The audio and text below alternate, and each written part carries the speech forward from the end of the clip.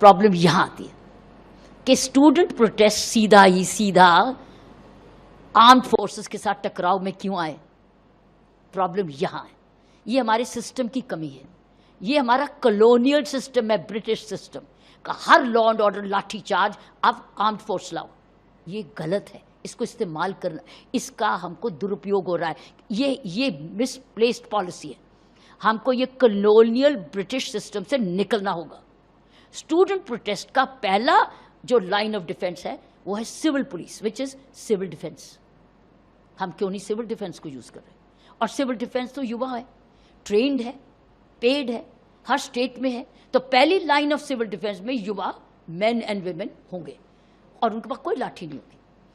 अगर unlawful assembly हो गई डिक्लेयर, तो पहला आपका इनकाउंटर सिविल डिफेंस से होगा कि आप उसको उनको मारेंगे उनसे, और उनके पास लाठी तो है ही नहीं, तो लाठी चार्ज कैसे होगा? तो आप, इसका मतलब रुकावट है। अगर आप बैरिकेड को ब्रेक करते हो तो second line of defence women police कर दीजिए। तो क्या आप विमेन पुलिस को अटैक करोगे? कैमरास आपको वॉच कर रहा है, उनके पास भी लाठियां नहीं है, लेकिन हेड गियर है, आर्मर है, हेड गियर भी है, आर्मर भी है, ताकि पथराव से बचे, पीटे नहीं, चोट ना लगे। सो वो सिविल डिफेंस पर भी आर्मर, हेलमेट भी हो, बॉडी आर्मर भी हो, नो लाठी। इधर भी ये भी हो और बैरिकेड भी हो और बॉडी आर्मर भी हो, ट्रेन भी हो।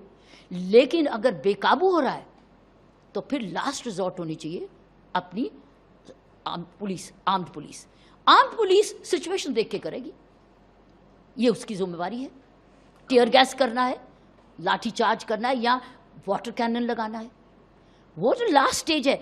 और लास्ट स्टेज पर अगर आपने वेपनरी यूज की तो इसका मतलब है कैमराज आपको एविडेंस बताएगा कि कौन क्या कर रहा था, कौन व्यक्ति आग लगा रहा था, क्योंकि उसमें तमाशबीन भी जुड़ जाएंगे, जान के आग लगाएंगे ताकि वो प्रोवोकेशन आए, तो कैमरा पकड़ेगा तो पता चल उस वक्त किसने उसको देखा, उधर वो चलाएगा।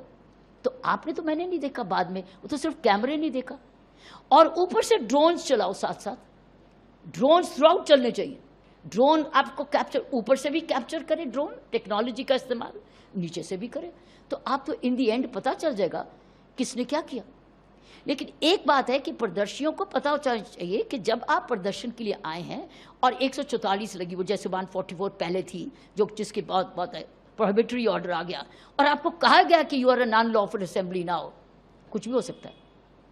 तो आप पहले सिविल डिफेंस को भी तोड़ेंगे, विमेन पुलिस को भी ओवरलुक करेंगे, फिर आप एनकाउंटर करेंगे, क्योंकि उस वक्त तो पुलिस की ड्यूटी है लाइफ एंड प्रॉपर्टी को बचाना।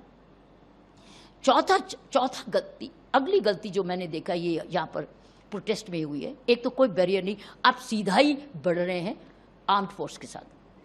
पहले कोई बैरियर नहीं है, सेफ्टी जोन्स नहीं है, जैसे कि बीएसएफ होती है आर्म्ड फोर्सेस पे, ऐसे ही मैं उसी एंगल से मैं ये कह रही थी। चौथी चीज है कि हम सीधा प्रदर्शनियों को पार्लियामेंट हाउस के दरवाजे दिखा रहे हैं, डेस्टिनेशन हम पार्लियामेंट हाउस दिखा रहे हैं। क्यों? इसको शिफ्ट करो रामलीला ग्राउंड, ये वेन्यू को ये जंतर मंतर छोटी सी है भीड़, और मार्केट के सामने बिल्कुल है, मार्केट को भी बंद नहीं करना पड़ेगा, मार्केट का सारा बिजनेस ठप हो जाएगा।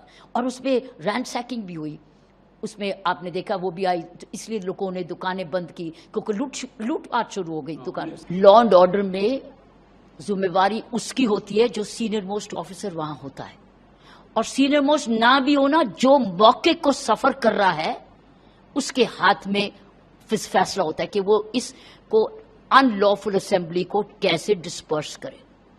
वो तो कई बार अपने सीनियर का ऑर्डर की भी नहीं वेट करता, होम मिनिस्टर तो बहुत दूर की बात है। जब अनलॉफुल असेंबली होती है, स्टाफ बिखर जाता है, प्लाटून्स बिखर जाते हैं, वो प्लाटून कमांडर की वेट नहीं करते, करो सर करो, वो उसको प्लाटून कमांडर कहता है, तुम नहीं देख रहे कि आग लगने लगी है, या वो तोड़फोड़ हो रही है, या किसी को चोट लग रही है, तुमको किस लिए दिया ट्रेनिंग?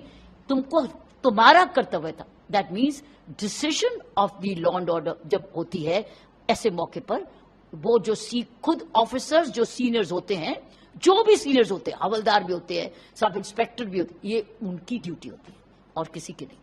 कोई होम मिनिस्टर का आने का बात ही नहीं।